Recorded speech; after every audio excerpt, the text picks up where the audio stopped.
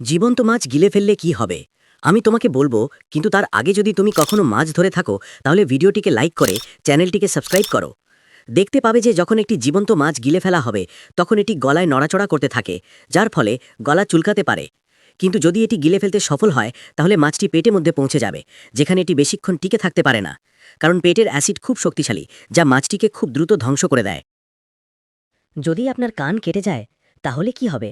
আমি তোমাকে বলবো, কিন্তু তার আগে যদি তোমার কান ঠিক থাকে তাহলে ভিডিওটিকে লাইক করে চ্যানেলটিকে সাবস্ক্রাইব করো। দেখো, ডাক্তার তোমার পাঁজর থেকে একটি ছোট হাড়ের টুকরো বের করে কানের আকার দেবেন এবং হাতে একটি ছেদ করার পর তিনি সেই কানের আকৃতির হাড়টি তার মধ্যে স্থাপন করবেন। কয়েকদিনের মধ্যে হাড়ের ওপর নতুন রক্তকণিকা এবং টিস্যু গজাবে।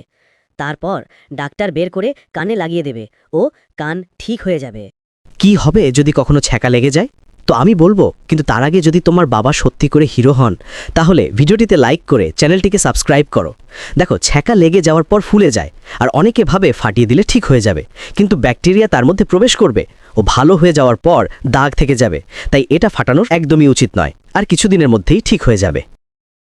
যদি কখনো ভুল করেই মেশিনে হাত লেগে যায় তো তোমার মনে হবে হাত কেটে যাবে, কিন্তু এটা পুরোপুরি ঠিক নয়। আমি তোমাকে বলবো, কিন্তু তার আগে যদি তোমার হাত ঠিক থাকে তাহলে ভিডিওটিকে লাইক করে চ্যানেলটিকে সাবস্ক্রাইব করো। দেখো, যখন ভুল করে হাত লেগে যাবে তখন মেশিন একটি সংকেত পাবে যে এটা কোনো কাঠ নয়, বরং এটা হাত। আর সেই সংকেত পাওয়া মাত্রই 1 সেকেন্ডের মধ্যেই মেশিন থেমে যাবে, যার ফলে হাত কাটবে না।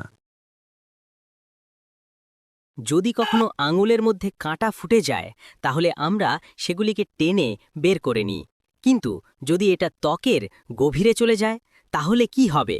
আমি তোমাকে বলবো, কিন্তু তার আগে যদি হিন্দু হও তাহলে ভিডিওটিকে লাইক করে চ্যানেলটিকে সাবস্ক্রাইব করো ও কমেন্টে জয় শ্রীরাম লিখে যাও। দেখো, কাঁটা যখন গভীরে ঢুকে যায় তখন ত্বকের নিচে পুঁজের সৃষ্টি হয়, যার ফলে একটি চাপ তৈরি হয়। এই চাপের কারণে কাঁটা বাইরে বেরিয়ে চলে আসে। যদি পিস্তল থেকে গুলি দেয়ালে লেগে যায় তাহলে কি হবে আমি আপনাকে বলবো, কিন্তু তার আগে যদি আপনি পিস্তল দেখে থাকেন তাহলে ভিডিওটি লাইক করে চ্যানেলটি সাবস্ক্রাইব করুন। দেখুন, যদি আপনি পিস্তল থেকে গুলি ইটের দেয়ালে ছুড়েন তাহলে তা ভেদ করে যায়, কিন্তু দেয়ালের মধ্যে দিয়ে যায় না।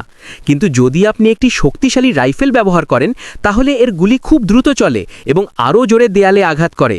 এই উচ্চ গতি এবং শক্তির কারণে গুলিটি ইট ভেঙে দেয়ালের মধ্যে দিয়ে যেতে পারে।